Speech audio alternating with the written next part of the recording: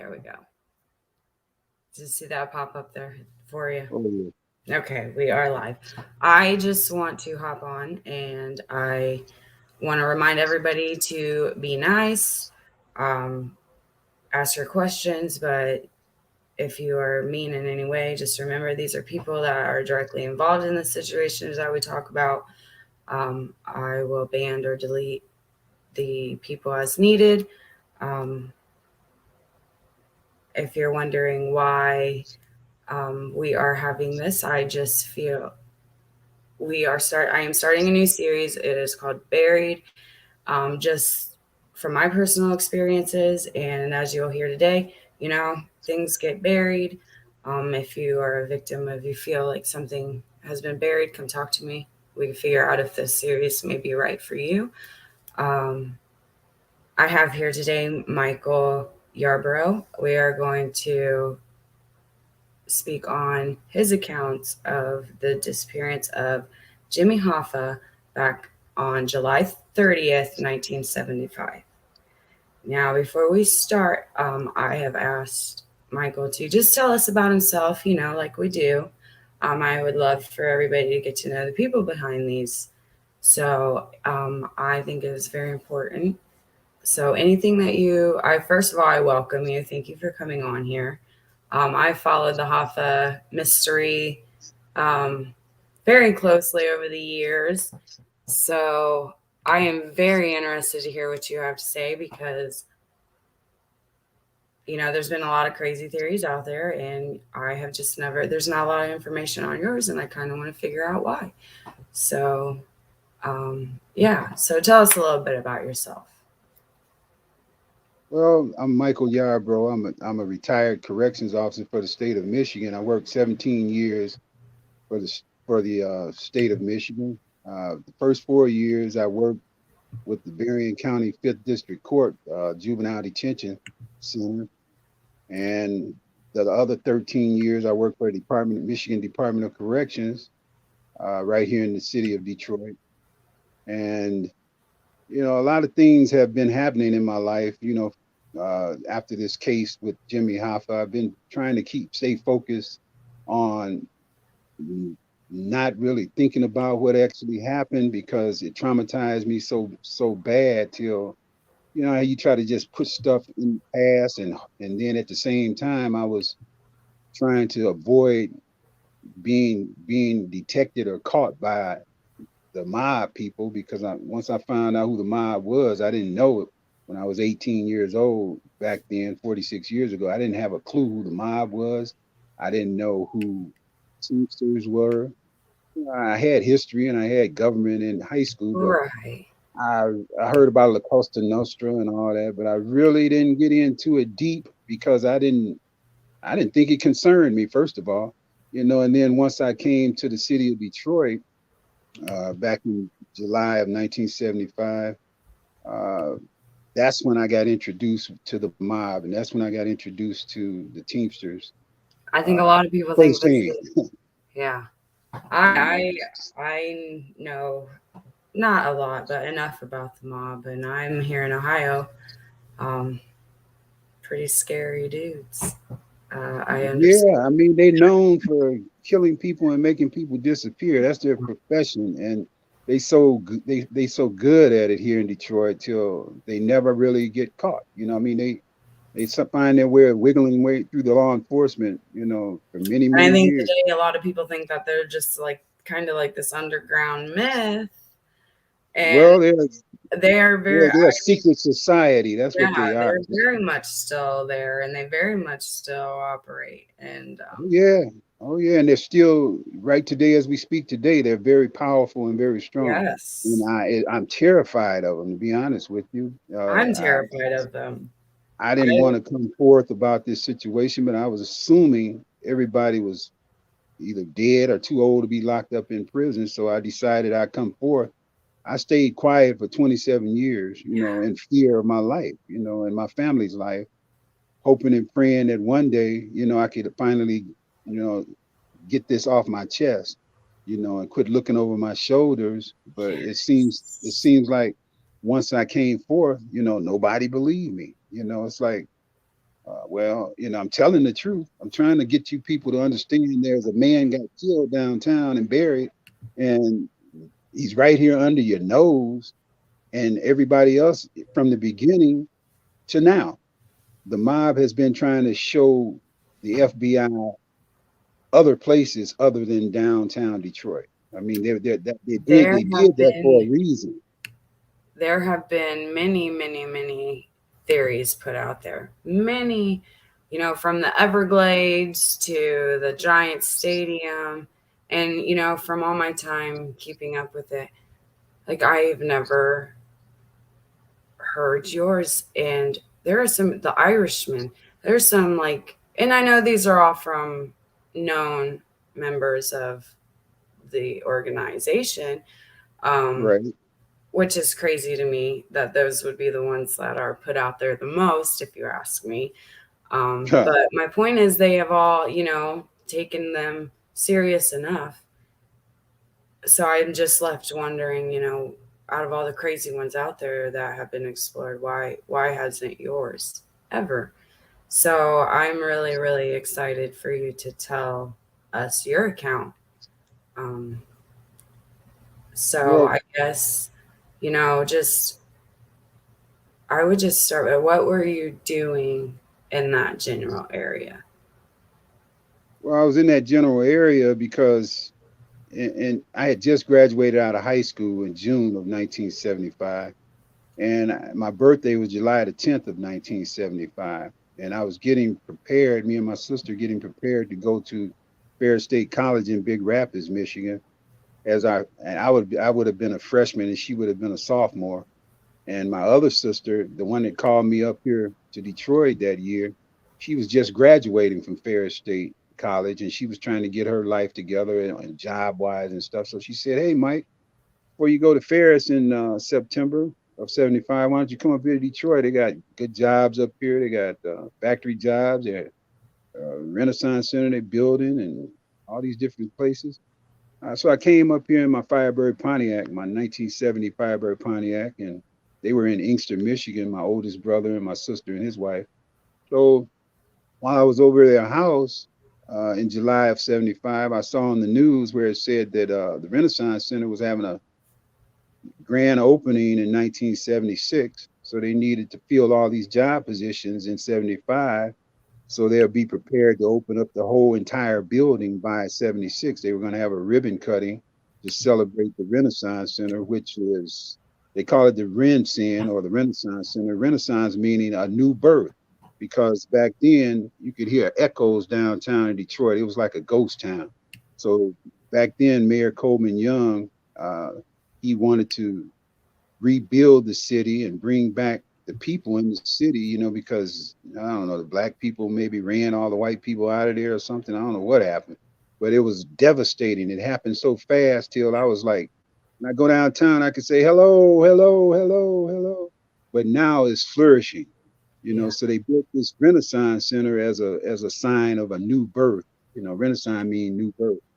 But I believe at the time the mob was looking at it as a new death, because that's why they put, I believe that's why Jimmy is a like a trophy down there. They put him there for a reason. I don't know if it's because of the union business or the auto industry or the trucking business or what, but he is now the head of that building. I mean, they put him there. It was like designed at the time that they put this man there because they knew it was going to be, Henry Ford owned the building from the start.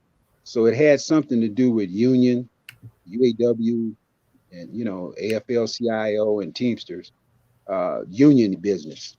Since he wanted to be back as former union president of the Teamsters, I guess they figured they'd use him as a trophy and put him there as the head of the union business, because that's where he lies.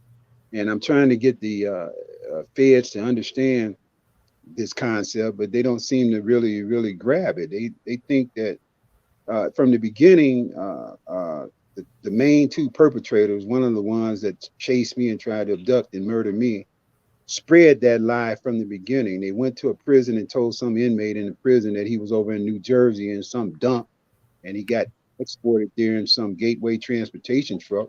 So a lot of these journalists like Dan Modell and different people are feeding into that garbage, you know, from the mob, that from back then in the Hoffa Memo X or whatever they call that, HOFX, Yeah, that the Hotfix memo. yeah, he's getting that information from the horse's mouth that killed this man. You Well, a know, lot of the people on the jury weren't they that got like in September that got thrown out because nobody was speaking, and the people that were on there were you know affiliated with the organization, and so it's just no wonder that nobody. I mean, they're getting all their testimony from within, and it's a very right, secretive organization, and right. that's why I kind of, when I found yours, it's just like, well, he's pretty credible as far as he isn't direct, involved with the organization at least in any I'm way. trying to help solve the crime. You know, I'm on law So that's enforcement why I side. was just like, they have explored some pretty crazy stories from within. This one I don't really seem as all that and Well, if you yet look at there it, is buried. There's if no you look at information. it, I mean, I'm not with the mob. You know, I mean, what reason do I have to lie? First of all, you know, I'm not trying to gain any brownie points or books or movies or nothing like that. But if it happens, it happens. But the thing is, I'm trying to help the Hoffa family and my family be secure. You know, be rest in peace that everything is okay with their father. Because at the time their father got killed, my father was only 3 years older than him. You know, my dad was born in 1910. Hoffa was born in 1913. Yeah. So now I'm older than Hoffa. You know, I'm almost 65 years old. He was 62 when he got killed. It's really, really making me feel like I know how he felt when they pushed him in that hole and buried him that day. Yeah. You know, he was my age right now. You know, I'm and I sure you have understand he had family I now, feel like I nieces got a and whole nephews. lot more ahead of me in life than just those 46 years that's passed by. You know, I feel like I got a whole lot more to accomplish now at this age, you know, and I'm So sure he felt the same way I feel now, but he didn't now get a chance to do it. Hava, he was the president. And then he went to prison. All of the connections he made. Put him under the spotlight, and they got him. And he was in prison for, well, supposed to be for what, 13-year sentence. I think so, And yes. then Nixon pardoned him on the occasion that he had to hand over the presidency, and he wasn't allowed to affiliate with the organization for what, at least until 1980. Right. But that wasn't what he wanted to do, and a lot of the speculation around the circumstances of him disappearing was he was actively campaigning to take that presidency back. Pretty much, yes. He was going around making, what the people that he was last seen with, wasn't he was at odds with one of them, but he was hoping to mend that relationship. And Yeah, so in my mind, Tony that's Provenzano. he Yeah. was campaigning. He knew that he couldn't do this with everybody behind him, so he was about, just shake hands and be civil in order to do that. And he called his wife at a little after 2, and they talked about him being home at 4 for him to grill steaks, and he never came back. So I think there's a lot of reasons why nobody would want Hoffa to return. Yeah, So yeah. so why don't you start by going back to that day? What were you doing? You're let's go back for a second. You were down at the Renaissance Center in Detroit, and but that then it was under construction at the time. So take us back to that day and tell us what you saw in your account. Give us your statement. Well, it was very extremely hot day that day. It was July the 30th, 1975, on a Wednesday afternoon. I got down to the Renaissance Center. It might have been about 10 or 10 minutes after 3 or 15 after 3. I walked up to the security guard's desk, and I had, like I said, I had heard they were hiring for all these job positions. So I heard Clean America on the news that day was hiring. So I figured I'd try to get me a security guard job down there. So I asked the security guard at the desk on the first floor. I asked him how do I get to Clean America? And he said, take the escalators downstairs to the ground floor and make a right. So I took the escalators down to the ground floor, and something told me to go left. So that's where I made my big mistake. I went left, and it took me into Tower 200, which was complete already. Yeah. Through phase one. This was phase one had completed. That's why they invited the public into the building. It was not totally done because phase two was getting ready to start. So I kept on down out of Tower 200 to Tower 300, which hadn't been finished yet. They was just starting on it for phase two. So as you can see to your left on this picture, you see that it's like a little drive entranceway to your left. Mm-hmm. That's where Hoffa was buried at, right there as you enter into that area. It's a parking lot area right now, but they closed the parking lot area off. They shut down everything that's close to getting to him. Everything. You can't even get in the doors to go around the pillar anymore where he's buried at. But anyway, I know exact location where he's at. So I went down the escalators to the ground floor. That's the ground level where you see all that dirt at. That's ground level. I went down to that level from the escalators down to that level, ground floor. And as I went to that area out of Tower 200, which was built, I went into that area where it was nothing but plastic, dirt. It was yellow lights and cords hanging. Yeah. And this was the floor where they had him by the arms. The two mobsters had him by the arms. And I heard as I exited out of Tower 200, I stood next to an area at Tower 300, which was getting ready to be built. It had a lot of yellow areas saying, do not enter. You got to have a hard hat, safety glasses, and different stuff, safety shoes to come in that area. And you have to be an employee. So at that moment, I heard somebody screaming for help real loud, like help. So I'm thinking it was a construction worker, probably got hurt. Maybe I can help him, So Absolutely. I went through the area and I knew I wasn't supposed to be going through there, but I'm going to help this guy, right? So Yeah. as I went through the area, it took me down a whole level down lower, maybe like 15, 20 feet deep. So as I got down there, I saw all these lights hanging again, yellow cords, and this 8-foot wooden fence all the way around these two half-done pillars, right? The first pillar is where I heard the man screaming at. So I looked up and there was this man in the middle and two white men with black suits on, black tie, John Belushi type shades and white shirt. They had this guy by the arms, two of them. And behind them, directly behind them, was this burgundy Mercury Marquis, 1975 Mercury Marquis with his trunk up and his lights on. And over to their right was this cement truck with the gurney coming down to this big hole, which I saw in this hole, it had been cured. Three levels had already been cured and hard already. But that the last level, about 8 to 10 feet, was not. It was empty.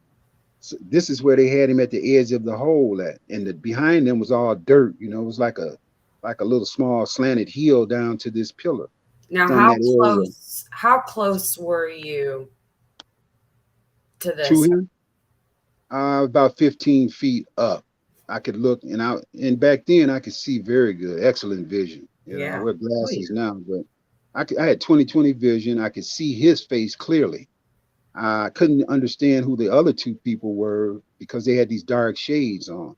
And in the car, I saw this fat, chubby guy sitting behind the wheel, which I believe was Chucky O'Brien because he was the one that was driving the car. And he was identified by people. And other people have it. Yeah. I think two other people. That's why I gave you that book so you can read up on more details about that, about Jimmy Hoffa is missing. Oh, in the gap. there we go. Lindy Hopper is missing the gap. If the people would like to read that book, it'll give you a clear understanding as to the who know he was driving, Chucky O'Brien, the route he was going, and how it intertwined with the crossroads of where I suspect they came and brought him within that time frame. It's all adding up to a 30 to 90-minute gap. And he didn't want the guy that wrote the book didn't want me to piggyback on his particular route and everything, but I can't help but to because that's the way they came to take him to the Renaissance Center. You know, from the Raleigh House, from the Red Marcus Red Fox to the Raleigh House in Southfield. Marcus Red Fox is in. They originally started. They were supposed to be meeting at the Red Fox restaurant, and he was standing outside. He was thinking he got stood up.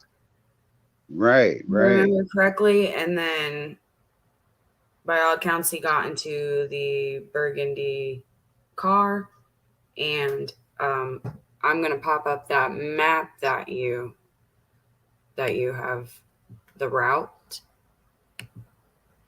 That's it. Yeah.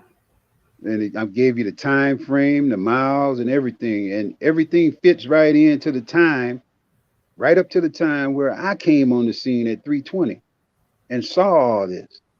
And then from there, after it all happened, Chucky took the car over to the local union 299 and dropped it off. Witnesses say they saw him take the car back. That took the car that day to the local union 299 to drop it off.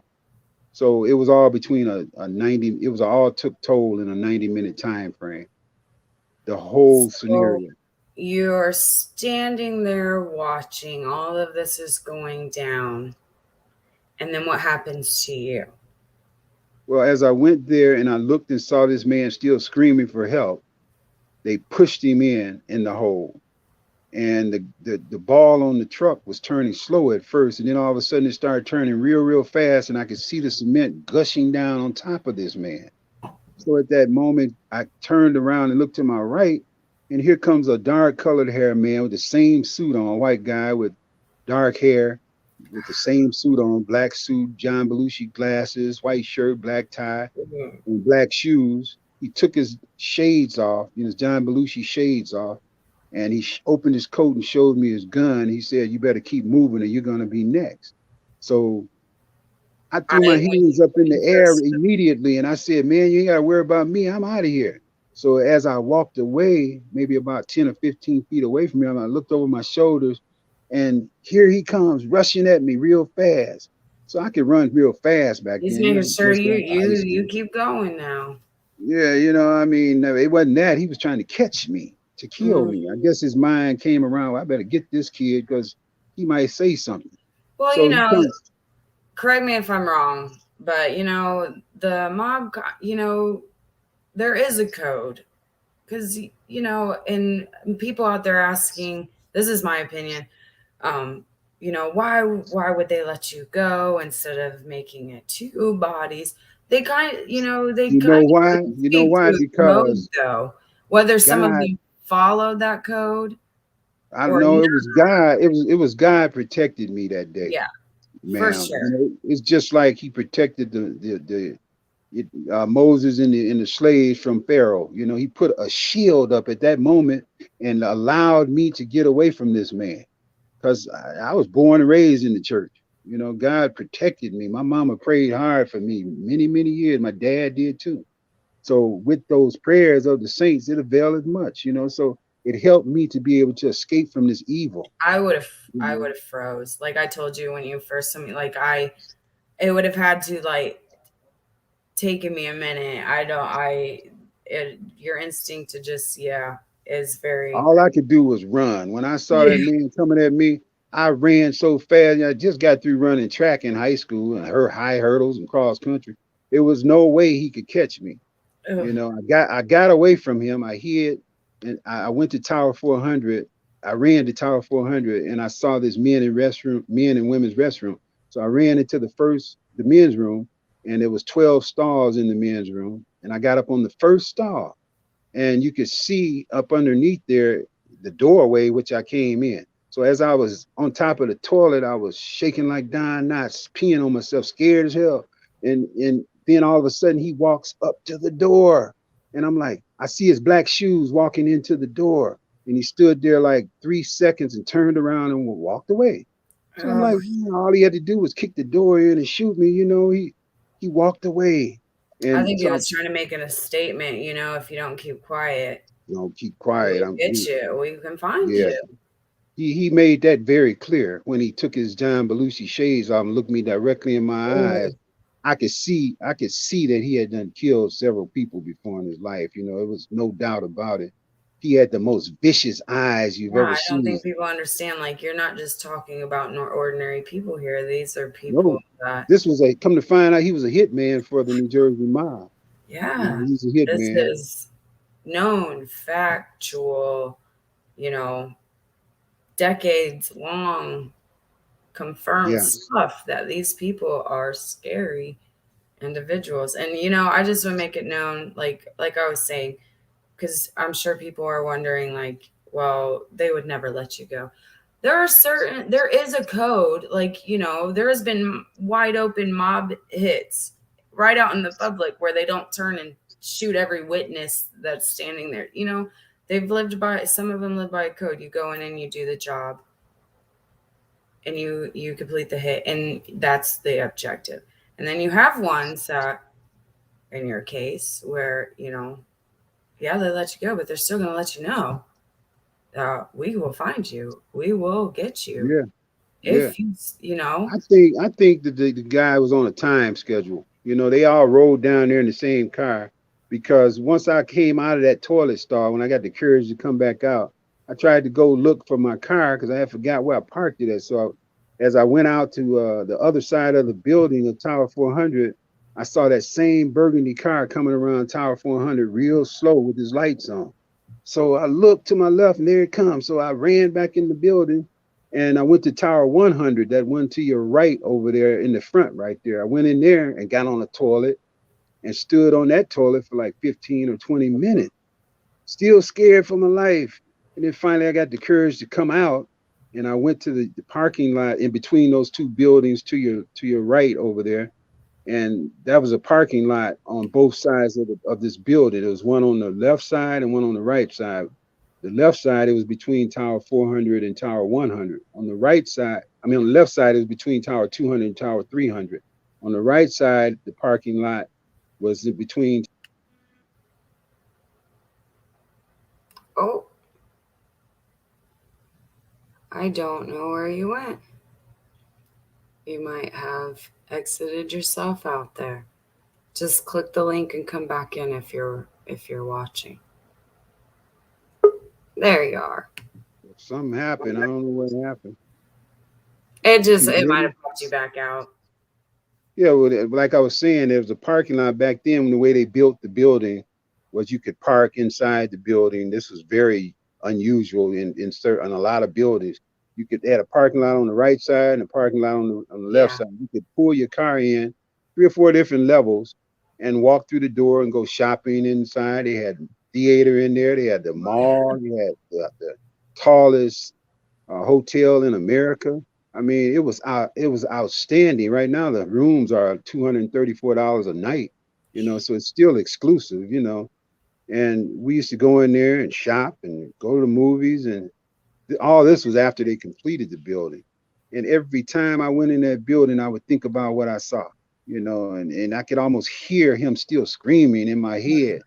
When I go in the building, it's like he's screaming for me to help him come out, but I can't.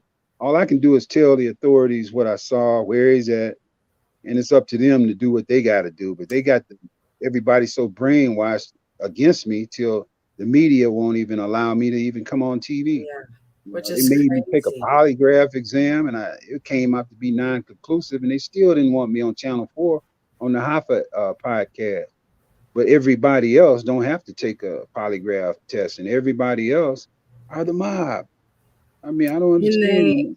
and they took those statements serious enough to at least rule them out. And that's what I'm um trying to point out here. Like, there have been so many statements that people have took Man, wind of and ran with, and whether they were, obviously ruled out because he's still clearly mhm. missing. Why haven't they? I feel like the Renaissance Center would be the easiest to discredit you. Go out there, see if he's there. If he's not, boom. He's But right up under their nose, and they nobody won't has even even go. taken the time to go out there. I mean, they have like I said, the Giant Stadium, the house in Detroit that they said that he was taken to there, in which they found blood evidence, but it came back not Hoffa's. Right, they Um, passed by that house, but they didn't stop there. because let's see, from the reports I've seen, they actually went in, but nothing was ever linked back to Hoffa being there. Right, Nothing. because Frank Sharon was lying. Yeah, Frank didn't have anything to do with this case. I didn't see him nowhere at the scene. Matter of fact, no guy of his stature was there. It was more younger people like 30 and 40 years old up there holding Hoffa. And the but guy that came up to me was like about 34 years old. my thing Younger is guy. they've checked enough of those theories out to why not. I just want to know why not yours, and I want everybody to be aware that you are here, and it's just such an easy thing to go You would think, the check. I Michigan would think State after all Police. the things that they've checked out in accordance to Hoffa. So why Out not? of all these years, the Michigan State Police are the only ones that found me credible enough to go in there. We did a walkthrough with camera and GPS in 2018 of December the 4th. And we did a complete walkthrough with the detectives, homicide detective. And 6 months later, he called me and told me, "Hey, Mike, somebody bigger than us, took over. They said they have jurisdiction, the FBI." So we had to back off. I'm like, well, they've had my file for 20 years. Which you filed in 2002, right? Like I you filed that's when you November of made your 2002. Yeah. first. Well, I didn't file it, but I went down there and Yeah, reported it. as your first tip lead. That's when Right. you first made. I did formal charges in 2019 at the Detroit Police Department. I made But a, they a had known about formal you complaint. since 2002, though, around that. Exactly. Exactly. I And came out of the woodwork and after 27 years to the FBI. I worked in the Department of Corrections all those years with this on my mind, haunting me. I'm like, I'm in law enforcement. What am I doing? But I was too scared to come forth because I was fearing for my life and my family. All those years, even still today, I'm still fearing for our lives. And I'm hoping and praying that God continue to protect us every day. I don't know, I don't know who's gonna come after me. I yeah, don't know what their intentions are. I've been told by some of the younger mobsters that you ain't gotta worry about it, man. They everybody's dead, everybody's too old, ain't nobody thinking about that. This is what I was told by some of the tocos and that are related to the jackalones and different people, the head leaders of the mob here in Detroit. Uh, some of the younger ones tell me, that has been incarcerated in the state of Michigan. Department of Corrections says, hey, like Alan Gunnar Lindblom, he's one of the Toko's, Blackjack Toko's great grandsons, and he told me, hey, Mike, you ain't got to worry about it. I've been on a couple of his podcasts as well, and I AM see. 910, Yeah. AM 910 radio station. And he tells me, hey, Mike, don't worry about it, this, that, and the other. But you never know, you never know who else might be uh, involved in this, other than the mob. It might, you got people they done paid in the FBI to Um, and groomed them not to say nothing. well, and I think it's important for you to get your statement out there, because who knows, you know, there could be people out there that around that area are thinking back now, and who knows, somebody from the outside could have seen you running and they can Right. help you corroborate that stuff, or just seeing something that they didn't know that they seen at the time, and they hear you, and they more people can start to come up and kind of bring this I just for the life of me, I just can't understand that something like this could have been, discredited or credited Well, I so got two easily. corroborating witnesses. I mean, Yeah. couple of corroborating witnesses. One is the guy that his mom and dad that wrote the guy that wrote that book. Jimmy Hoffa is Missing the Gap. His mother and father can corroborate Yeah. part of my story in the beginning, and then I got another corroborator called Marvin Elkin out of Ontario, Canada. He was Hoffa's limo driver. He was at the scene when Anthony Tony Jack alone told him, "Hey, say good morning to Hoffa, boys," and pointed over to the structure of the Renaissance Center. Now, as he was lighting his cigar coming across the catwalk from the Omni Hotel, Marvin ain't telling no lie. Marvin was even there when the mad rush for cement to be poured that day. He was there as a Teamster worker, and he saw all the cement being poured rapidly, just like I did. But the only thing different between me and Marvin is Marvin didn't see the exact location where Hoffa was buried. Right. I Right. did, but Marvin's telling the truth. They invited Marvin on Channel 4 on the podcast, but they didn't invite me. Now, Marvin just heard what happened. He didn't actually see what happened like I did. He just heard what happened. Now, how can you invite this man on here and Without. he's with the mob, even though he was with the That's what I Teamsters. don't understand. Like, of They all. invited him on the Channel 4 to get his message out. They invited him on Channel 2 to get his message out, live interview in front of the Renaissance Center. But when I called Channel 2 and Channel 4, I got to take Channel 4 demands I take a polygraph test. Took me up to Saginaw to this state trooper to take the polygraph. And then after it became non-conclusive, they refused to let me come on the podcast, the Hoffa podcast. Channel 2 don't want to have nothing to do with me unless law enforcement To your says knowledge, that did I any know of something. the Law did any enforcement of not the backing people me. Nobody want to hear me. You know, did any of nobody. these other people have to take a polygraph in order to be on the? Nobody. I'm the only one, ma'am. I'm the only one that had to bow down and take a polygraph exam, which I feel like, wow, that's incredible. I mean, they think I'm lying, but they don't think these other people are lying. I Yeah, mean, what's really it's going on here? I mean, this guy ain't never worked in law enforcement before. I got a criminal. I graduated out of college 4 years right. in criminal justice. I think out of all of You them, you know, would have been the most credible. I'm trying to let these people know that I'm on their side, and they're trying to let me know that I'm not. I'm not going to throw the race That's card just in there, but frustrating. wow, I mean, I am the only black person that stood up and said something. Maybe it is a race thing. I don't know because everybody else is white. Yeah, I mean, and everybody else is with the mob. So what that tell you? I mean, I just what does that tell you? I mean, seriously. I mean, color shouldn't have nothing to do with it.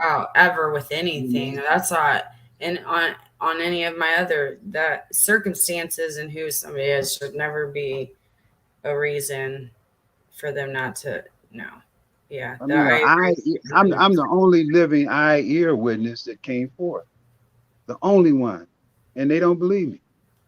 I mean, what more do you need? All you need is, I mean, you're saying I'm not credible enough, but if you really, really sit down and think about it, what does credibility have to do with it? It's a person that's seen a man lose his life, be it Hoffa or whoever. That somebody got killed downtown, and y'all need to go down there and find out who this person is. And This when they go isn't down there and just find out, they're anybody. gonna This find is out a who he is. there's Huh? this is a very, very highly organized. They know how to do stuff. You're not just going up against a normal person out there, in my opinion. These are pretty, like I said earlier, very scary people Oh capable yeah, of very scary they things. they And had not only they that, have they the know how whole to do city it. terrorized. They They're know the how to biggest terrorists in the world. They're worse than Bin Laden. I don't blame you for being silent. I dealing with that situation. Yeah, you have They people that scare you me care worse than the about. Ku Klux Yeah, Klan. But I mean, if somebody, if they specialize in making people disappear and killing people, You really don't want to mess with those people, especially No. when they can pay the law enforcement off to get away with a lot of things. And they, matter Yeah. of fact, half of them are law enforcement. And a So lot of people they wait use those. until main players are passed or not around, not involved to finally say something, especially dealing with people like this. Right. If It's I had said something back 27 years before I came forth, I wouldn't be here today to speak. yeah. And If they had saw me or caught me, I wouldn't be here today to speak. I hid for many, many years I think away that's a from these very people. valid reason to, yeah.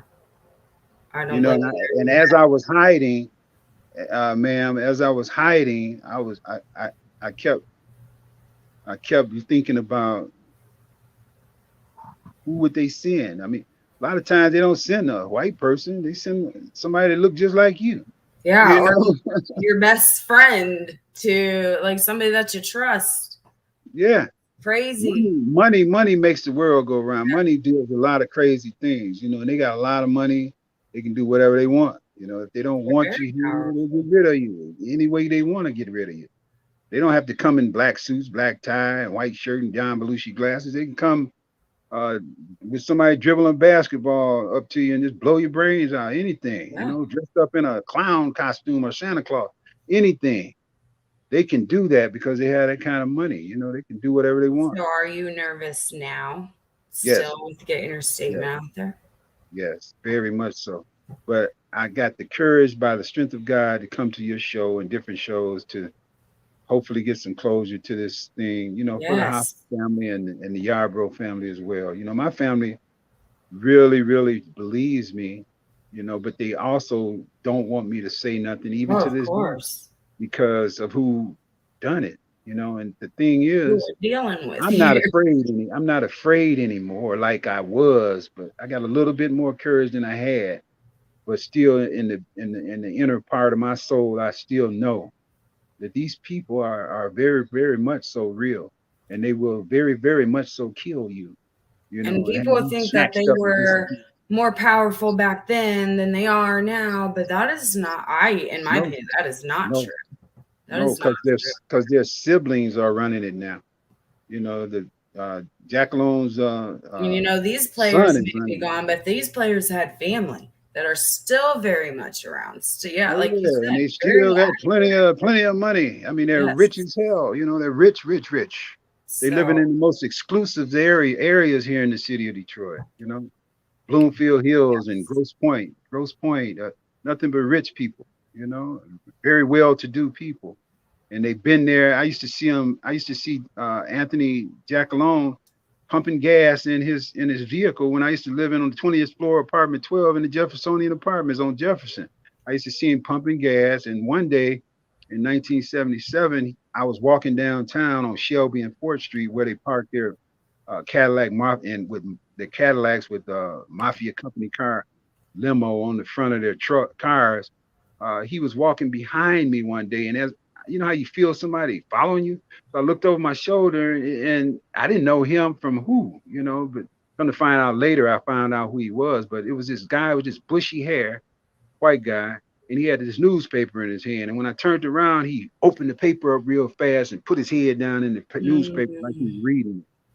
He kind of figured out a little bit of something about what I looked like, apparently. This 2 years after Hoffa became dead.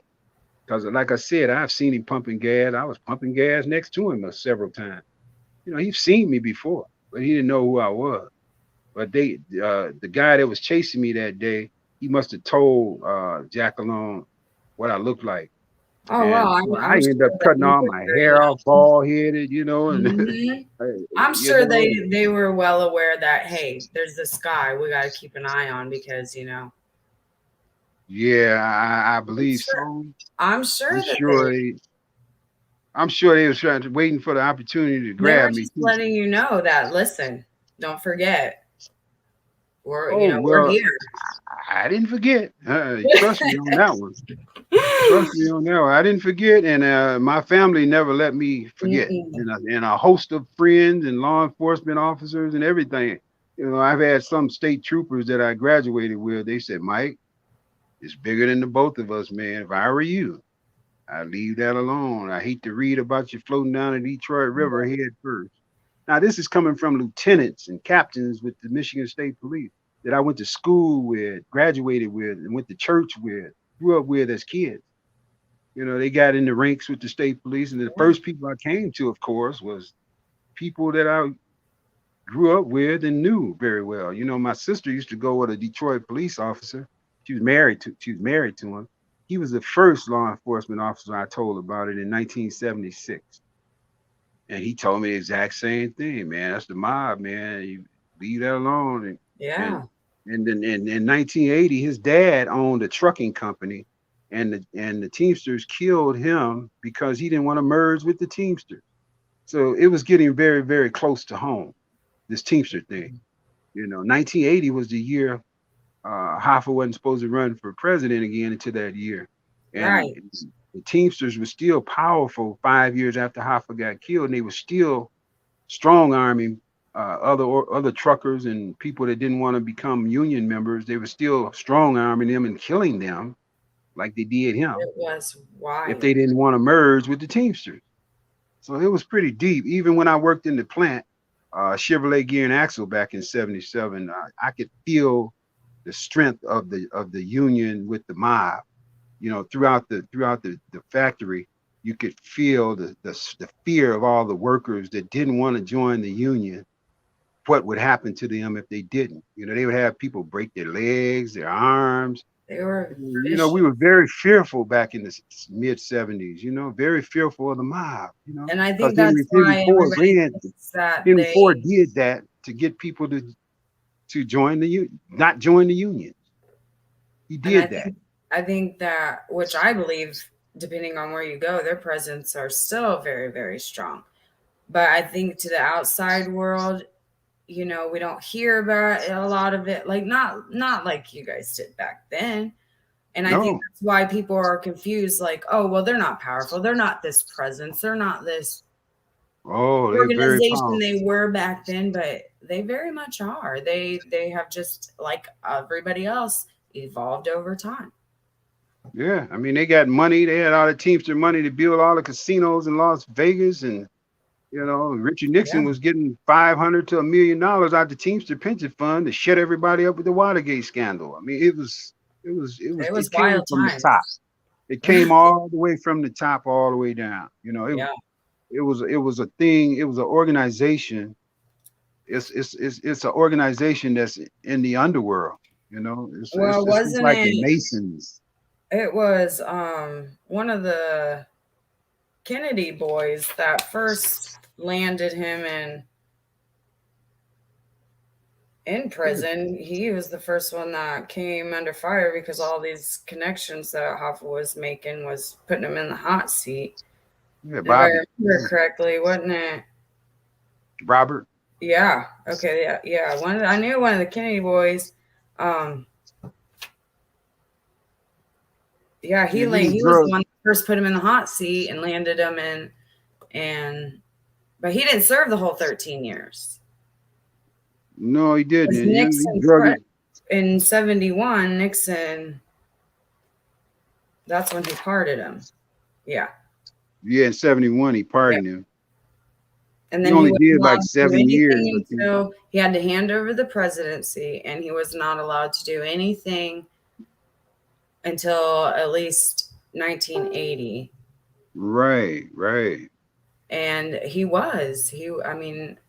from what I've seen, he was actively, that's not something that he wanted to wait for, I don't think. No, he didn't. He was really, really interested in that spirit of 1776 and 1976 bicentennial year. He wanted to go out, with a bang, just like the Renaissance Center was opening up with a bang. He knew that it was going to be a new birth of the city. He wanted to be a part of the celebration in 1976. He could taste it, and I could feel him tasting it. I could feel how strongly he wanted to be the Union president again. And he campaigned and campaigned. Well, and I think that's what he was doing. One of the guys that he was last seen with, he was really not getting along with, but he was going in hopes to kind of mend things. Yeah, he wanted to mend it. Yeah. And so I feel like he knew that he couldn't do this without just Provenzano. shaking hands and being civil and saying, hey, you know. So yeah, I believe he was campaigning for sure. He was seeing who was, you know, gonna stand behind him.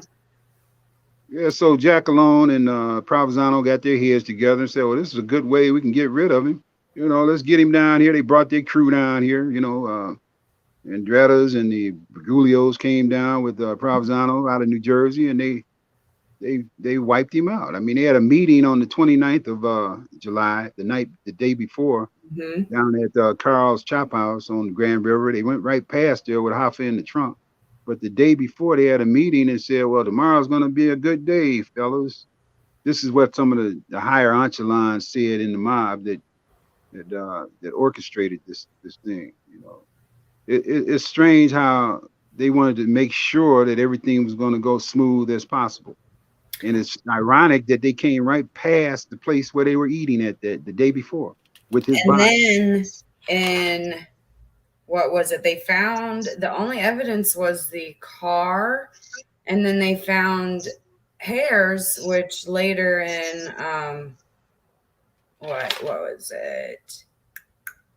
They found hair in the back seat of the car and in the trunk. And then in The 2001, scent in new the trunk. DNA technology revealed that the hair was indeed Hoffa's in that car. Right. They had 5 Michigan State police dogs smelled Hoffa's scent in the back seat and in the trunk. So, you know, I'm not lying about the trunk being up. I mean, I believe they put Hoffa in that trunk after they got through beating him from the Marcus Red Fox and they went down to the Raleigh house. That's where they put him in the trunk. They were holding him down with their knees and feet down on the floorboard as Chucky was driving and swerving down Telegraph Road. And when they pulled up at the Raleigh house, they put him in the trunk and they proceeded through the crossroads to West Grand River, south on Grand River Avenue, which was the crossroads of Telegraph and the Route 24 and Route 5 was Grand River. It's a crossroad. So they continued down the crossroad past that house that Frank Sheeran lied about saying he killed Yeah. Hoffa, and which is adjacent to Grand River, not even 3 or 5 or 6 houses away from Grand River. But they didn't stop at that house. They didn't have time to stop at any house because the time frame from the time they left the Marcus Red Fox to the crossroads at the Raleigh house, all that time frame leads up till the 3:20 time at 3:20 p.m. when I saw them at the Renaissance Center. And after they left the Renaissance Center, which was approximately 3:30 that afternoon, Chucky had enough time between 3:30 and 4 o'clock to drop the perpetrators off wherever he did, and enough time to get to local 229 on Trumbull Street to drop that car off where a witness saw him drop the keys in the car off at. It all coincided between 2:40, 2:30, 2:45, all the way up until 4 o'clock. Not about 90 minutes it took for them to do their dirty deed. Now, Hoffa at the time, another interesting fact was he was threatening to tell some of the dealings and workings of the organization during the time that he was locked up. So, I mean, there was a lot of reasoning and a lot of for nobody wanting Hoffa to come home. So I think the main reason was that money, the mhm. money in the Teamsters pension fund. It started from the Washington all the way down, and the mob saw where they could get all this money from, they had kickbacks, you give me this amount, I'll give you that amount. It was kickbacks out the pension fund. So they were pocketing a lot of money and they were using a lot of that money to invest, like I said, in casinos or whatever they want. Yeah. From here to New York, from here to California. Everybody was in the cookie jar. Fitzsimmons was in there. He was an easy guy to get the money from. They didn't want Hoffa back. Hoffa was kind of tough guy. He didn't really want them to get that money unless they come through him. But Fitzsimmons, he was working hand in hand with Clausen, one of Richard Nixon's right-hand men, and they all got their heads together and said, well, hey, this money is getting, we need this money. I need it because I'm trying to shut these people up because they done broken Watergate and I don't want to go to prison. That's what he was saying. That's why he told Hoffa when he get out, don't run for Teamsters president until 1980. But Hoffa, he violated that rule. So he had an enemy in the White House. He had an enemy in New Jersey because he was fighting with Provenzano in prison. So Provenzano and Jack Lalonde was some kin. They were in the same family. So they decided, well, this man don't want to do what we ask him to do. And then not to mention Chucky O'Brien was spreading rumors saying he was a snitch for the feds. He was going to snitch him out about getting the money out the pension fund and everything. So they had to shut him up. I mean, how are you going to go up against the people who elected you in office in the first place, the mob? They the ones, that's why he got in there. Yep. He had those, he was using them as his enchilon or a sidekick or whatever to do his dirty duties too. He wasn't no picture perfect person, but he wasn't. He deserved better than being killed like that. Yeah. Buried alive. I mean, for what I do on here, I mean, as families concerned, everybody should be able to at least go home. Regardless. Like I deal with a lot of missing and murdered people on my other series, my main series, and they get to the point where they have to understand, we just want them home so they can rest, and I mean, same situation. I'm sure Hoffa's family feels that way. They just want a place to go and, he's home and resting. And they love their dad just like anybody else would love their dad and mother. They want them back. At least if they got killed, they want some closure. They want to know if they can have a proper funeral. I mean, get a man a proper funeral, a burial. Or even if you don't dig him out of there, leave him in there. At least we'll know where he's at. Yeah. You don't have to tear the building down. All that. What could they do to go out there and determine if he was in there or not? What all could they like? Say they took you serious and they went out there. What could they do? I feel like you can get a ground penetration radar and it goes through concrete. They'll detect the void. They can get a drill down there, get some DNA, and there it is. I mean, they know. Yeah. Something's in there. Once they see the void, they can drill down and then get some DNA. Is that a complicated process? No, it won't tear the building down. I mean, he's in that pillar. There's elevators going up beside him every day, up and down, up and down. He's in an area where you can stand right on top of him. I can take you in that building right now. We can stand right on top of him. Oh my goodness. It's very accessible. People walking on top of him every day. Elevators going up and down every day. Those tubes on the side of those buildings. Yeah, you got those. Mm-hmm. That's where he's at. He's in the smaller tube, though. He's not in the long one. He's in the smaller one on top. What is that? Is that an elevator shaft? Yeah, that's the elevator shafts. Those tubes. Okay. That's where the elevators go up and down every day. Every day. And the center part is the tallest hotel building in the world. It used to be the Westin Hotel. Now it's the I heard that it was Marriott. like the tallest in the Western Hemisphere or something like that. Was the Westin Hotel? That's what it was. But it's what did I say? It's the Marriott Hotel. Okay. Now. Okay. And the Marriott bought out the Omni Hotel across the street too. It's a catwalk that walks from hotel to the Renaissance Center. I've seen that in your videos. Yeah, where you did the. Did you see that? Yes, I did. And I think I posted your group. I'll throw it back up here real quick, so that way they can go to your group and get the information and see all of that stuff. Oh man, it's a host of information in that, yes. in that Facebook page. And I posted the clickable link in the comments so that it'll take you right to your group, because I think there's a lot of information, that they could sift through and see what you're talking about and begin to visualize. And I think that is very good. Well, a lot of people want to know what this man is and what happened to him. A lot of people. And the thing is, Detroit don't want nobody to really know. Law enforcement don't really want everybody to know. I don't know what's the problem.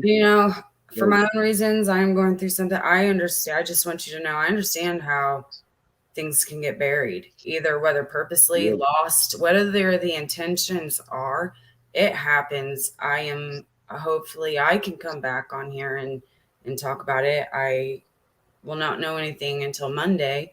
But I understand what I just want you to know. I understand what it's like to have something buried. Yeah. Regardless of what the intent, it does happen. It does. I mean, they're not only burying this incident, but they're burying my feelings Yeah. as to, I'm As an example, traumatized behind honestly, this stuff, man. yeah. This is not nothing that anyone wants to live with the rest of their lives. I mean, I've been living with it ever since I was 18. I'm almost 65 years old now. I mean, how long does it take? I hear 27 years. And then when I finally came to the authorities and to find that they don't believe me and we all work in the same field, I'm devastated because I thought we were all on the same side. I really did, up until this incident came where they don't believe me. Yes. And I am, yeah. I'm shocked, to be honest with you, because when you've been working with a team of people, be it healthcare profession, EMS or whatever, you think you're all on the same page and on the same team. And if something go down as first responders, you think that we're all going to be in this thing together. But I found out very differently. I found out that those people down there just eating donuts and digging up their ass every day, and they could care less about their fellow officers, what they think, do, or whatever they do. They don't care. They don't care what you think. And the feds, I think, they think they're above all law enforcement agencies anyway. They think they're the smartest people in the world, which they're not. I found out they're the dumbest, and they need to just turn that around and start believing credible people versus both credible tips and uncredible tips, and they'll find that they'll get their job doing much better when they brainstorm together. You just can't supersede uncredible tips and think you're going to solve a crime. You just can't focus on, is it credible or is it not credible? Okay, well, think about it now. Most of the uncredible tips are probably like me, that they think is uncredible, are probably most likely the ones that are credible, if you ever think about it. I think that very much so. Like, they're relying on testimony of people within. My question is just why not explore yours? Usually the ones that are being pushed away are usually the ones that maybe ones that just might be the one that you need, which it is in my case. And how easy with this one? I mean, geez, they went to the Giants stadium. What the Irishman said, you can look up all these theories. Digging up floorboards on Beverly Court. Yeah, they have done getting ready to dig for a 33-gallon drum in New Jersey, and looking in a piss hole in Georgia at a golf course. Come on, looking in swamps. Looking under driveways in Roseville, Michigan, down around the corner from me. I mean, come on. I guess I want somebody to come tell me why your story, why your statement is any different from anybody else's. Why haven't they explored? You know why? Because they know I'm telling the truth. Yeah. And they don't want to hear the truth. They don't want to find this man for some odd reason. If they really want to find Hoffa, go down to the Renaissance Center where I told him he's at. If they really, really want to find him, I have no reason to lie. What am I going to gain by lying? Yeah. What? I mean, I don't see anything. I don't get any gratification out of lying about this. I just feel like you're dealing with a lot of very scary individuals here to be risking. I do too. That. You know what I mean? I do too. I think that they're very fearful for their own lives if they dig too much into this. And then not to mention that the mob done groomed and paid federal agents to be in there to not do anything. They helped build Las Vegas. I mean, they're very powerful people. Very powerful. I mean, they don't want to go up against no very powerful people. That's like going up against Donald Trump. Especially by yourself. Like, let alone going up with, especially by yourself. especially by myself. And I'm all by myself. I don't have nobody. No, I can't even get an attorney to back me. Mm, And I can, but I can get a federal attorney, but she's asking for $1,000 up front to do this, that, and whatever, you know. But yeah. what good is having an attorney to speak for me when they're not even listening to me? So what good is an attorney gonna do? I could write a book and they still ain't gonna believe me. I could do a movie, they still won't believe me. So I don't know what it's gonna take for the feds to go in that building, but I wish that they would turn my file after 21 years, turn my file over to the Michigan State Police, who do believe me, who has went into the building with GPS and camera Yeah. and did a walkthrough, just to be impeded by the feds. They blocking the people who really want to find him. They Oh, and it happens. I mean, just look at the Long Island serial killer case. That chief of yeah, police blocked the FBI from going through anything. They said, nope, don't want your help. Blocked yeah, that whole, like, just stood in the, and the FBI has millions of resources that yeah, the feds don't have. And so it happens. If you don't know yeah. about it, look at the Long Island serial killer, because I Oh, I've know for heard proof about it. enough that it does happen. It does get blocked. I don't see why law enforcement want to block law enforcement. I mean, That's we it. should all Yeah. work together. I thought Well, we would work together, because even though we are sometimes them coming in shines light on a bunch of other things other that they things. don't want shown. Yeah, yeah, that's true. That's true. And that's It'll why, help solve they the see for case. this, they're going to see this, and they're just like, nope. So they are willing to let things go in order Yeah. to save some of that stuff from being drawn and put into the light. I really, A lot of times, a lot of times forensics comes into play. They don't want you messing up the evidence and too many people tracking in well, the I in the think at crime this point, scenes. I think it's worth definitely, I hope somebody sees this. That's what my only hope for doing these videos for people is, that the people that can do something come reach out, and they're like, let's do this. Let's, put Well, I'm this kind of hoping somebody that works in. wide I'm open. hoping. I'm hoping somebody that works in the FBI that might be able to, throw a little hint or a clue to Yes. somebody that works in there. Hey, this guy just might be telling the truth. Like, come on, let's just go check it out. How easy would that be? That's a Real pretty simple, easy theory, you know what I mean?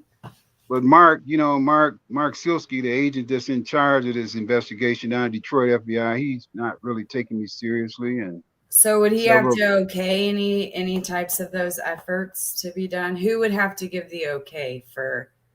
Well, I mean, the guy that's who's ever in charge of the FBI, I guess that would be the president of the United States, or the attorney, or the not the attorney general, but The D, who's ever in charge of the federal yeah. prosecutor's office, they would have some say in it, but they would have, in order for them to do something, the feds would have to come to them in order for You would them to think do that they would just say, okay, come on, let's just put this to bed, this one to bed, and then in hopes of that finding him. You know what I mean? It's just such an easy theory to go check out. Yeah, So there I'm you go hoping that again. we I start mean, getting credible some. versus incredible. If it I know. depends on how they. I hope somebody out there that watches this can give us some insight. I posted your group. I would rather them join your group. That way they can, I don't really like a third person. By all means, they can, but I'd rather them come to you. You're going to be the one that knows way more than I do. So, and there's Well, a I was whole there. source of information in your group. I was there. I Yeah. mean, what more? What more do you need? A person is telling you they saw it all happen. They know where he's at, and they know who done it, and who done it tried to kill that person. Mm. What more do you need? I mean, come on. I even described the person that tried to kill me. I described the person that I saw in the middle after they popped his face on the news on all three channels, channel 2, channel 4, and channel 7, saying that he was missing. I said, What was wow. that like for you seeing his face on there?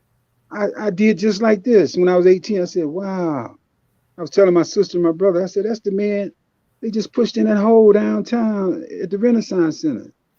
You know, and then I was reading some mob books like in 2017, and I saw the guy that chased me and everything, the hitman from New Jersey. I said, that's the man that tried to Oh, kill me. That's how I identified those two people. You know, it's really and weird I because I didn't know understand them from a that's can of paint, you know?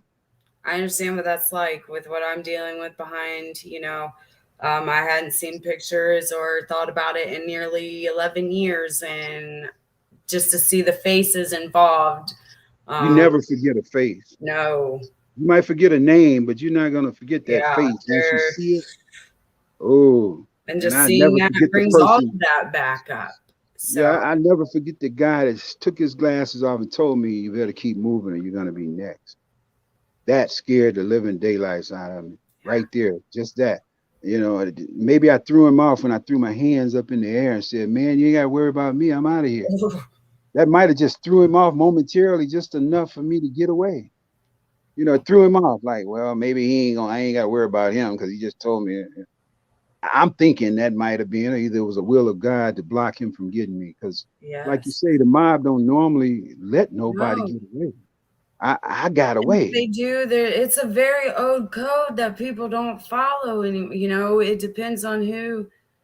There is a code somewhere in between there, but a lot of people do not care about that code. And Yeah, it's shocking to me that you were able to get it's away. shocking to me that I was able to get away. But I mean, I'm the one got that away. didn't make it any less true. It happens. There's plenty of evidence of that too, where I people can't. do.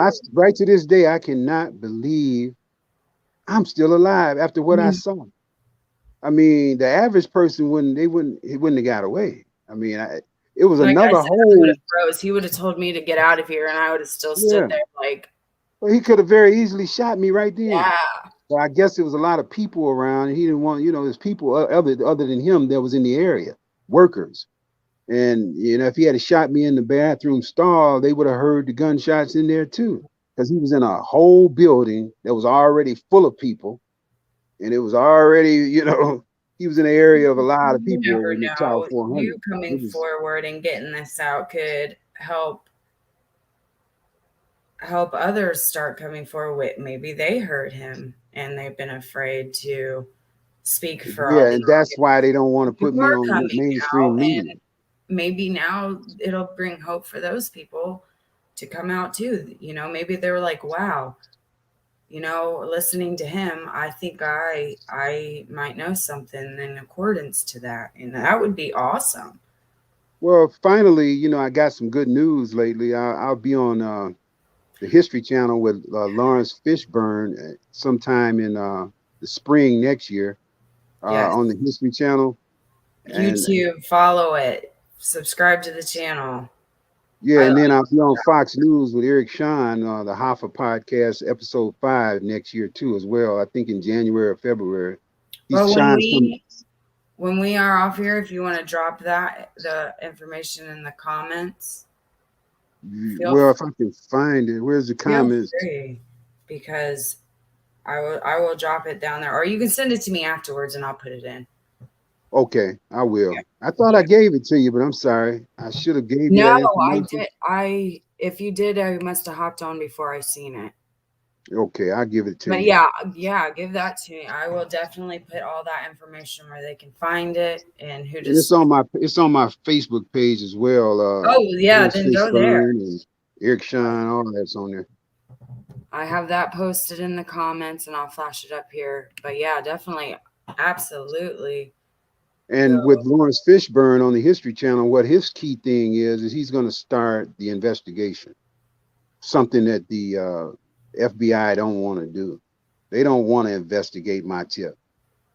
So I'm proud to be able to be on the History Channel with Lawrence Fishburne to finally do something, you know, about what I said, you know, because everybody else is just like putting a foot on my head and saying, "Hey, we don't believe you. You crazy. You're a nutcase." Matter of fact, the Fed, I went down there to the FBI so much they threatened me. They said if I keep coming down there, they told me to cease and desist. If I come down there again, they was gonna lock me up. I said, what? Lock me That's up for what? For crazy. reporting a crime? A murder? They're gonna lock me up because I kept coming down there so much. I've seen over 12 different federal agents. They've even came to my house and we sat down. I gave them a whole drawn out scenario about what happened. They took it with them from the Detroit FBI. Well, they was coming for some other reason, some old fraud thing that I had sent some money away to. You know, I'm a senior citizen. I got duped. So I reported the situation where I lost my money with some Bank of America fraud, scheme or scam. I reported it. They tried to turn it around and make it look like I'm a part of that scam and I might be trafficking, human trafficking by sending my money. I'm like, what? This is what the Fed said to me at my house. And at the same time, I'm like, no, I'm the one called you guys to tell you guys about me losing my money to these fraudsters. You don't turn around in my face and try to make it look like I'm a part of the crime. Yeah. And then I passed on my Hoffa information, you know, and laughed it off. But they warned me if I ever get caught up in a scam again, they're going to try to put that off on me and say that I was a part of this human trafficking or whatever. I mean, I was trying to get some money. And I thought somebody had sent me some money in a bank, but I was stupid thinking that because don't nobody just send you no millions of dollars in no Bank of America. Okay. It took them to wake me up to understand I was getting duped and I got duped, but I didn't want them to turn that around in my face and try to make it look like I'm the duper. I'm the part of the dupers. I mean, come on now. Or not dupers, but Very fraudsters. vulnerable people. Yeah, they got me. You know, I'm thinking, you know, well, maybe I do have $5-10 million in the bank that somebody then gave me from some economic impact authority or something from Washington. I don't know. I mean, you can't believe all this stuff you see on the internet. First of all, I learned my lesson well on that. I lost a lot of Very money. much so. I lost a lot of money falling for scam, you know, internet scam. You got to be careful out there, people, because it's very, if you don't know better, you fall for it. I didn't know better and I fell for it. I know a few people that have caught themselves in those types of situations. Very much. Yeah, they really got some good ones out there, but it took my people to wake me up to see that, and several other people. Mike, ain't nobody got no money out there for you, man, like that. Ain't nobody giving, the banks ain't giving away money like that, man. It's just not happening. Not $5. You can't even get a loan from a bank, much less them giving you something. So, you know, it took a lot for me to understand that. Even as educated as I am, I still fell for the Yeah, scam, you know, and it I happens. almost got caught up with the scam by them accusing me of being a part of the scammers. I'm the one lost money here. You know, they didn't lose no money, but they try to make it look like the money that I sent the scammer Hmm. was contributing to some type of human trafficking or something, or drugs or whatever. Well, we don't know sometimes about that on our end. No, but you know, they woke me up to Yeah. believe that Oh, that yeah. could be possible, that they could be using my money for that. And now all of a sudden I'm a part of them doing that. So you got to really be Yeah. careful. Very Really be careful. And it's hard to prove that you wasn't a part of it because you're falling for it, you know. So they won't get me caught up in that no more, you know. Yeah, Learn absolutely. my lesson on that one. Well, I thank you. I appreciate you coming on here. I was highly interested to hear what you have to say. I hope others are interested. Please, I encourage everybody to go to your group for more information. Everything was shown here today, you have there. Plus, you have a video of where you're actually, showing, and just a lot of good, useful information. So, Yeah, my thing is I hope they go in there and find that man because he's been resting there for many, many years. And he really, really, really needs some closure. His family really needs some closure. He needs closure because that soul still has a spirit, and yeah. that spirit never dies. You know, our Yeah. spirit will never die. He had a Never family, die. he had children, and they need to just know.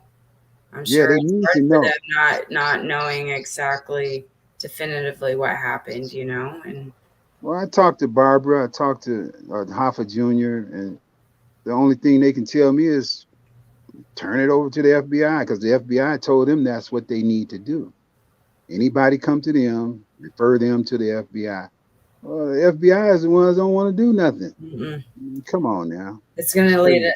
It's just going to need some pretty powerful people outside of that. But then again, you got to think about it. They're well connected people as well. Yeah, So that's the it, thing. The more well connected they are to this case, the most more or less likely they want this thing to materialize, yeah, especially at the Renaissance Center, because they know they know that's where that man is at. And somebody I believe is in the FBI is blocking this. And oh yeah, I don't know if they have a standing order from Richard Nixon not to ever find this man or what, but it's bigger than the both of us, just it's like the state crazy. police said. Just like the state police said, it's bigger than the both of us. And when they say big, I mean big. They got people in every facet of life that are a part of the mob. Yeah, And if you're a part of an organization that don't want something to happen or want something to happen, it's gonna happen because you got that much power and money to and make I it mean that's happen. what they build their organization around is Oh, being able to do that and making the there you connections go. to be able to do that because they wouldn't be able to do it by themselves without making those connections.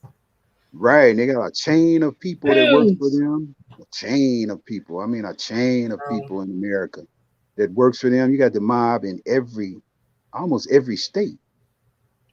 There's mafia. and it's scary. And they're all affiliated with each other. Families of the Costa Nostra. I mean, Italian. And then you got the Purple Gang used to be here, and they used to deal with Al Capone quite frequently back in the day, days of prohibition, and that the Italian mob ran them out of Hmm. Detroit because they had, for one, more people as in Italian gangs than the Purple Gang, and for two, they just had more power for some Yeah, strange reason. The Purple Gang was powerful, but they weren't as powerful as the Italian gang, which we have going on right now. And they're very very, much, very much alive. I very see them, much so. I just see want them, people I to be see them aware of every day. that. Yeah, I see them every day. Yeah, they don't Oh, know me, but I know them. I cannot say that I mean, and I don't know. I cannot ever say that I've been in the same room as a suspected monster. If I did, I'm glad I didn't know because I don't know. Well, But we see them they've every always day been a because scary force to me. they be down at the Eastern Market where we do our grocery shopping there, get our meats and stuff. That's where they cater to. Places like that. The downtown. They that's where they are. They're They the are ones making very, it very much happen with so the there. black market. The underworld. I don't think it'll ever go away. They're No. buying up property. They've just Prop- gotten quieter. We may not see it all like we did, like you guys did back then and before, but they're there. oh man, it was very visible There, back that then. was wild times. Yeah, it was I'm sure wild it is times, now, and but I just think over time, they have found ways to become more discreet about it and not so loud about it. And well, they they were very evolve. transparent back then. They were Yeah. very trans. They was very transparent back then, but now they're like in the background. Like you don't Hmm. really see them that much or hear about them that much, but they're very, very much out there. You can believe that. And I know who they are. I hope they don't know who I am. They will one day, I guess. But and if they do, I hope they don't come at me. I Yeah. mean, this is old. Like I said, it's not too much about who done it anymore. It's about where's the body.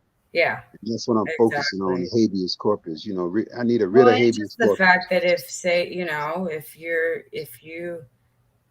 if people do start to take your statement seriously, just the fact just pointing out that again stuff get buried, it doesn't make it any less true. No, um It just, that's the No, way excuse me. people have the worst intentions sometimes, or it's, they do have the right intention. It just really just gets lost. So whatever the intentions are, it does happen all the time. Things get blocked. There is proof of that.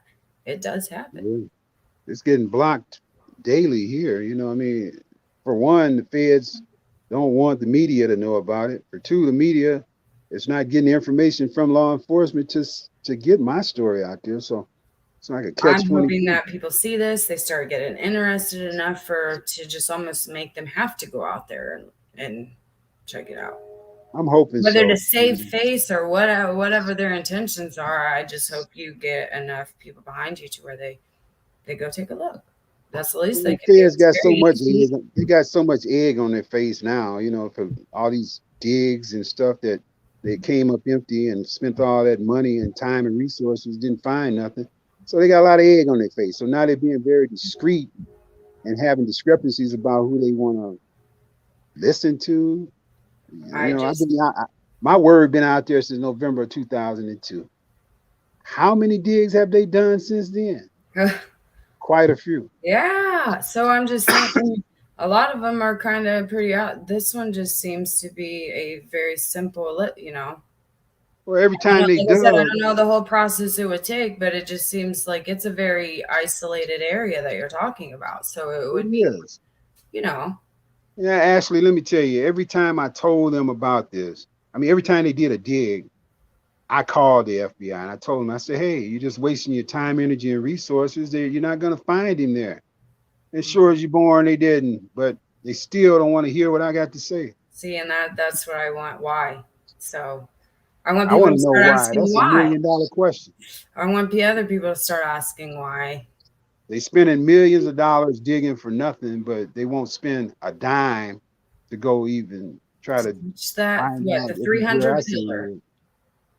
He's in building 300. You know, he's It's a been there since very isolated, very 1975. specific spot. It wouldn't take, You can go in that building on the ground floor and walk right on top of him when you get to Tower 300.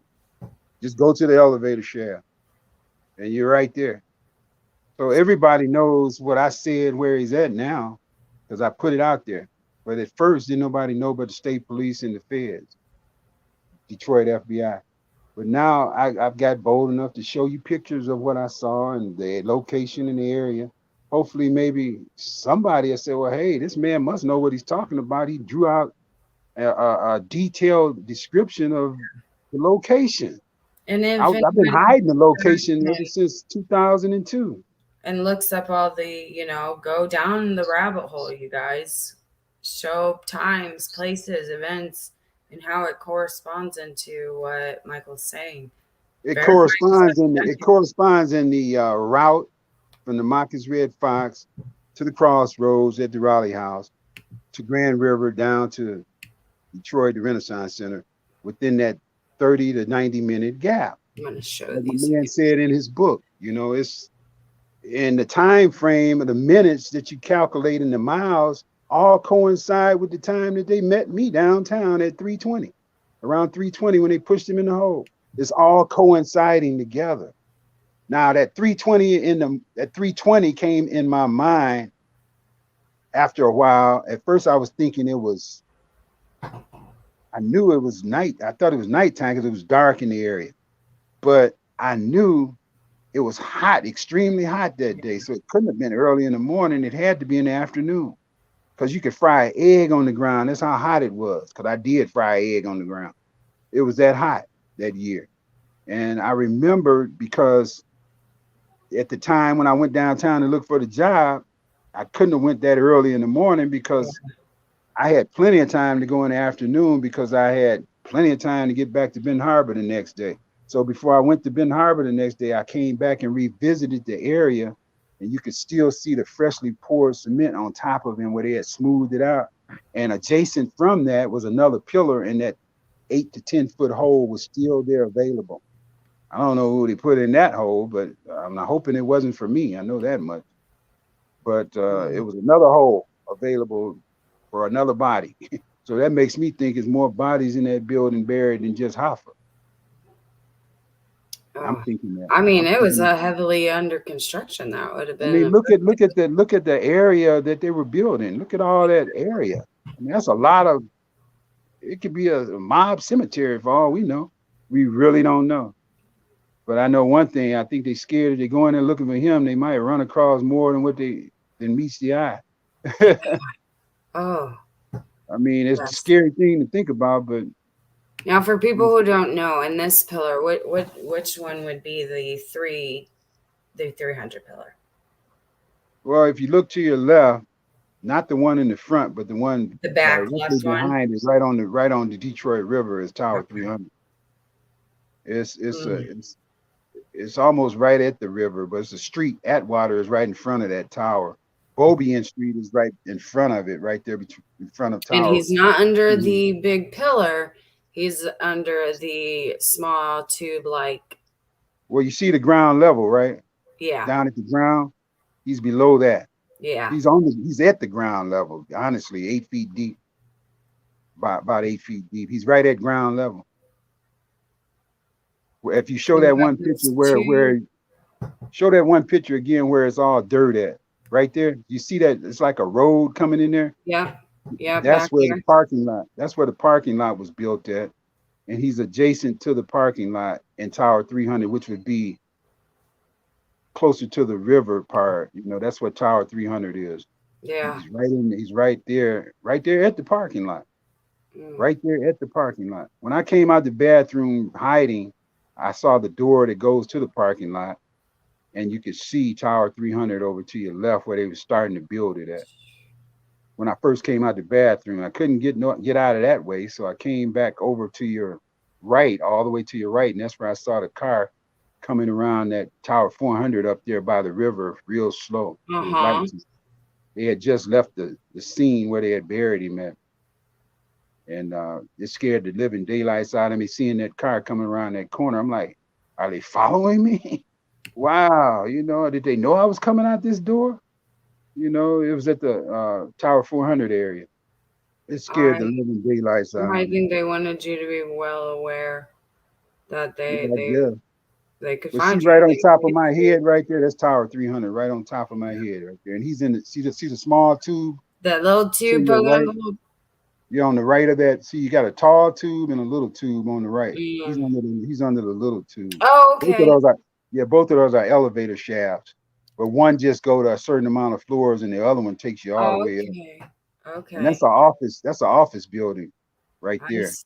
Okay, I see now. Most of the mall area is within on the inside of the building is built in a circle. Yeah. In between the building, there's certain levels. It's like a circle, and it's beautiful in there. I It's can. unbelievable how beautiful it is. They had a waterfall back then. You could throw money in there, a wishing well, like it was beautiful. But that's no longer there. But we used to go down there and sit just to hear the water fall down there and throw wishing money into the thing. I used to throw tons of coins in there. And every time I threw one in there, I was hoping and wishing that they'd come in here and find this man, you know. But nothing Well, has there's happened so people in far. and out of there. And all these years, he could be laying right there underneath everybody's nose. And Yeah, under and I just hope, everybody's feet, literally. literally, and I just hope before I die, they'll actually go in there and pull this man out before I die. You know, I wanted my mother to see this happen. She's dead. I wanted my father to see it, my brothers and sisters. All of them are dead. You know, nobody's seen it yet. And a lot of politicians that I knew, John Conyers, he was a congressman, and Fred Upton, he's in the White House area, and Mm. John Dingell and stuff, and Debbie Dingell, Congresswoman Dingell. Her husband, that's another corroborating witness I have. John Dingell's driver, he called me.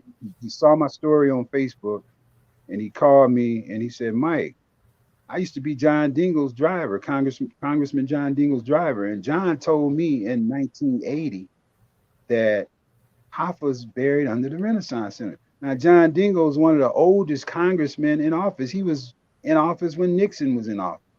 So you know he know. So one day I saw Debbie Dingell, his wife, after he passed away, his wife downtown. I told Debbie, I said, "Debbie, Did your husband ever tell you that Hoffa was buried in the Renaissance Center? She just smiled at me and smirked because she was getting ready to get on TV down at the Marriott Hotel that day. Yeah. And I gave her the article on what I saw and everything. She said, "Well, mail it to me and give me." I gave her a copy and I mailed her a copy to her office. And she said, "Well, she'll see what she can do to verify that." But she never got back with me, and that's been like 4 years ago. Mm. She don't want to get involved in that, you Well, know. yeah, And Debbie, I can understand. look, Debbie worked for General Motors at the Renaissance Center for 30 something years. She was involved. She was involved in that building structure and everything. So you Wow. know she know quite a bit about this Hoffa thing. Yeah. She's just not gonna say anything because Mhm. Look who look we're who she's dealing interviewing. with. I mean, you know, she don't want to get involved in no court testimonies and all that stuff. Nobody does. In no murder trials and all that. Nobody does. You know, Oh, because you I end up pray for dead. what I'm going through doesn't get that far, go anywhere because I am nervous about them picking my life apart and putting me under the microscope. So I pray it doesn't get to. Yeah, you end up dead. You ain't gonna get no Oh, witness. Witness I, protection don't save you. I hope and pray that it doesn't get that far. Yeah, witness protection don't save you. There's not gonna be a FBI agent at your door every day. They don't care if you get killed or not. They really don't.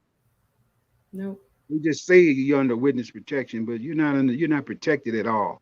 Look at all of the abused women And out here there's that been tell you proof of names being slipped that were supposed to be confidential. It happens. There's it proof out happened. there that it happens, and there's reason for people to be afraid to want to come forward. So, Yeah, because they're gonna get you. I don't care what you say. I don't care how many people you got witness protection, whatever. Even abused spouses get killed. You know, they say, well, file a protective yep. order. And what's the sense in filing a protective order when this mug gonna get you anyway? All the women that I know filed a protective order. The guy came and killed them. And Yep. where was the cops? There's no Yep. cops sitting out there in front of their house or at their window trying to protect them. There is a very, very, yes, a lot of crowd out there that would agree with that statement. Very You know, much ain't so. nobody gonna protect me. I gotta protect myself.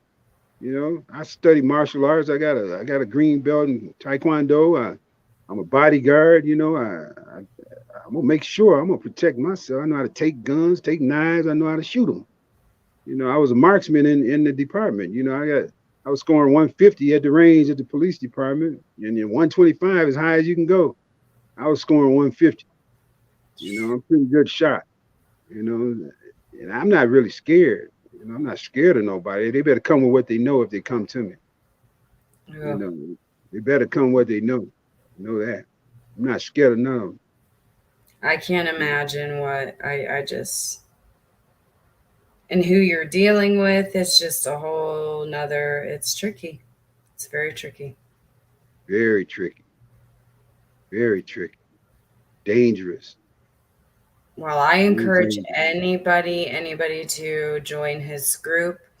There you can ask more, go into detail, look at everything that he has to offer.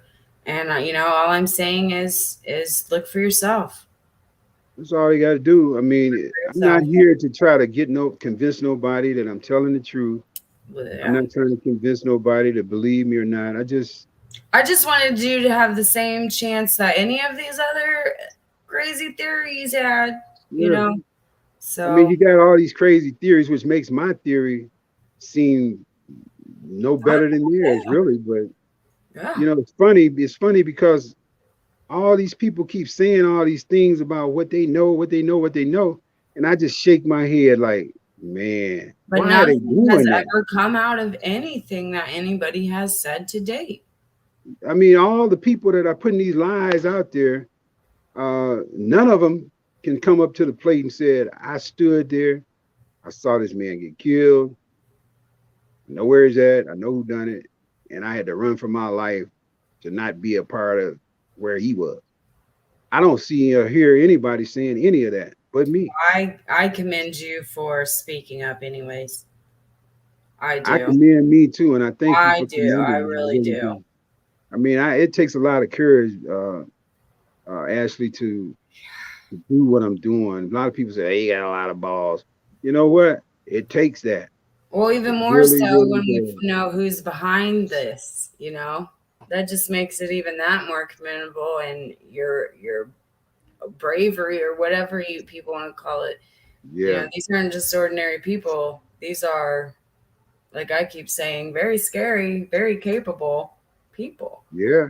I So mean, you don't get no worse. I mean, I don't know any other organization in America that's worse than La Costa Nostra. La heck, Costa I Nostra told is a the few people worst. that you might be coming on, and they're like, "Are you sure?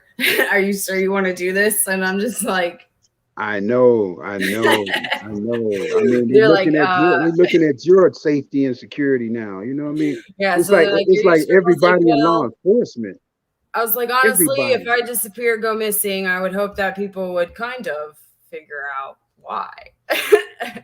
So You know what? If you depended on the FBI to find you, good luck, because they're I not. think They're not. hopefully there would be enough people to put two and two together to start questioning why. So Well, a lot of these solved crimes, a lot of it is solved by the footwork of the relatives, you know, the family members and yes, those if who even really if care you my about that missing spotlight person. series, that's what I keep telling. You know, if we don't listen to the people directly involved or closest to these people, who Yeah. are we supposed to listen to? Who are we supposed to listen to? Now, I wasn't no kin to Hoffa. I wasn't close to him at all. No more than standing 20, 10 to 15 to 20 feet away when they killed, excuse me, when they killed him. That's the only closeness I had to the family. I mean, Well, it was that's why close I enough. kind of made this series, you know, because a lot of things Excuse do me. get buried. And if there's anybody out there that has ever felt they've been in a situation like that, like I've been looking into, you know, victims who were um, they were assaulted, you know, one got away and the other did wasn't so fortunate. They didn't take them serious and nothing was ever done and that person still isn't home.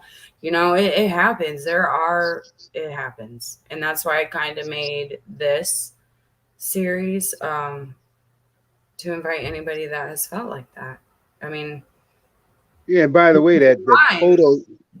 that photo that picture you see in the background of me, that's me. That's me. I'm in that movie. We did that here in Detroit with Clifton Powell, Melvin Jackson Jr. I'm a FBI detective in that movie. If people want to go to that movie and see me live, just go click in 5K1 the movie, and you'll see me in that movie. It's about me taking down a drug gang in Detroit. You know, it's you might not be into black movies, but that's those people are stars on TV. Well, I appreciate you coming. Like I said, you are more than welcome to put anything in the comments. I encourage everybody to go to your group and they can find out all the information they can. I Yes. thank you for coming on here. If you have any updates or anything, you know, you hop off and you're like, oh, well, I didn't say, you know, feel free. We'll set up another time and you can come back. Okay. If you have nowhere else to go, you always have a place here to come back. I tell everybody that comes on here, just shoot Okay. me All a right. message. And I thank everybody for watching. You know, just before you form, do what I do. Know all areas, know all sides before you form your opinion. And I think that a lot of people will come to the same conclusion. Like, if anything, why is this not being talked about? We need to talk about it. Yeah. Well, hopefully in the near future it'll be out there. Yeah. It's gonna hit mainstream media real soon. TV, Send that Hollywood. info to me when you hop off here. Send that Okay. to me, and I'll make sure that everybody has it for that when it does come out. I will. I So will. I'll you send enjoy that the now. rest of your day. If you feel, just reach out. And yeah, I thank you for coming on here. It was very interesting, and I really hope that people start to listen. Well, thank you, Ashley. And if you know any law enforcement personnel down there that might be helpful, let me know. Oh yeah, I will. Anybody that comes over here Excuse me. my way, I will definitely send them your way because you will be the best person for them to go to. Yeah, I don't know why I'm sneezing. I just got my third Pfizer shot today, not even an hour ago, and now it's got me sneezing. I don't know. I hope it helps. Some effects. Yeah, I hope it helps against that COVID. It was Amen. nice talking to you, Ashley. Thank you. Yes, you have a good day. You too. Bye-bye.